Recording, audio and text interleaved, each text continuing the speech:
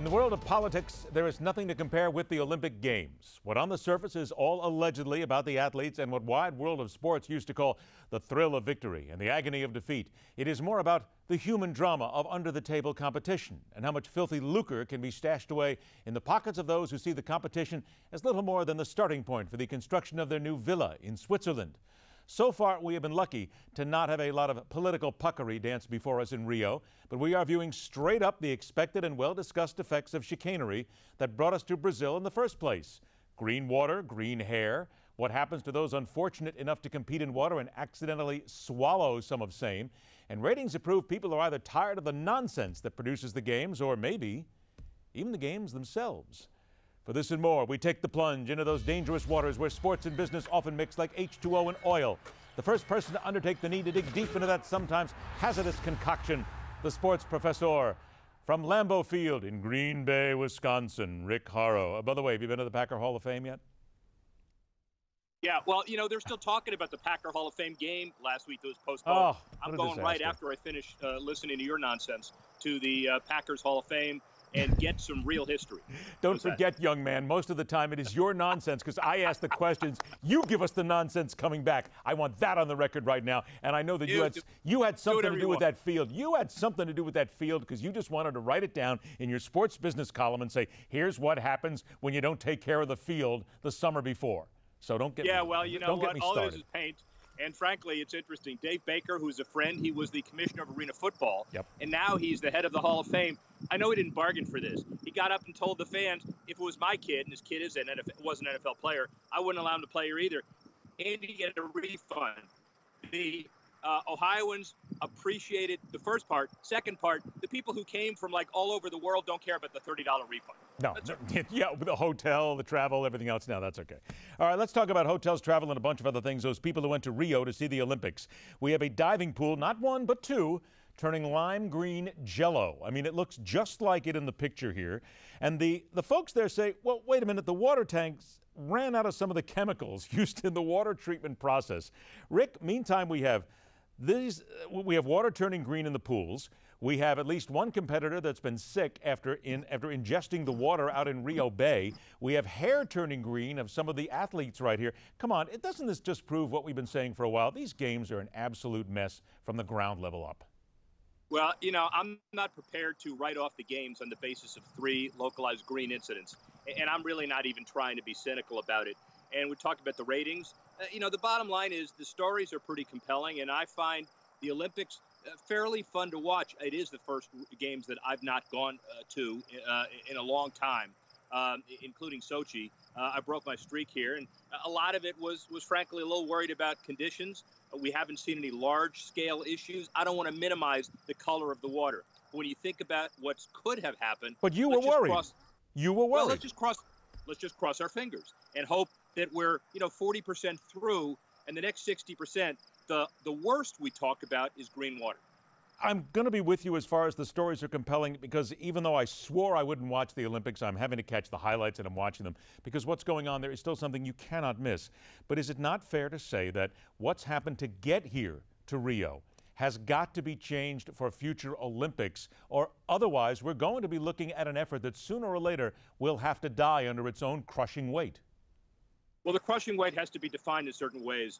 Thomas Bach, the IOC president, an academic, a German former Olympian. If you remember, I spent about an hour with him with lunch and an interview last May and June in Toronto. I found him very compelling, very transparent. And one of the things that he is faced with is the dilemma of trying to bring Olympic-style infrastructure events to countries that are not third world but are emerging. Brazil, when it was selected 8 years ago, economy was great, politics were better. I know there were a lot of promises weren't made, but the circumstances of the economy changed. And the issue is, do you go to India?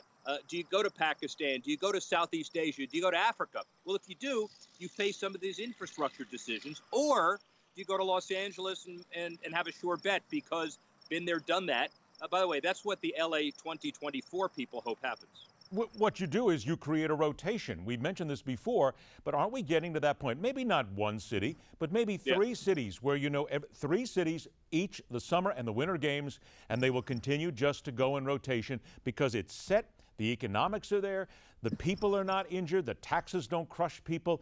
And you don't have to worry about the facilities basically turning into mausoleums. Well, that makes sense. But, you know, we started a rotation with the Olympics of Beijing hosting winter 2 times from now, after summer 2 times ago, with the Bird's Nest and those other famous facilities turning into, as you would call, a mausoleum. So if you're going to opt for a rotation, you better be careful about what you rotate. All right, let's talk about a couple of things very quickly here. Lily King and the finger-wagging, shaming that she gave Yulia Efimova after winning the 100-meter breaststroke. Personally, I stood up and applauded.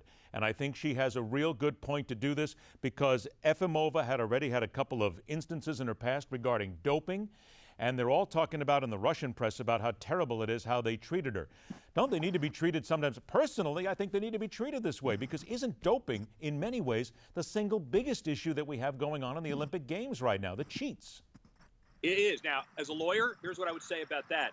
And the IOC admits that if they went to the court in The Hague, the sports court, for the ultimate resolution of this, you can't keep someone out just because they had a prior offense and paid their penalty. It's the American justice system as well.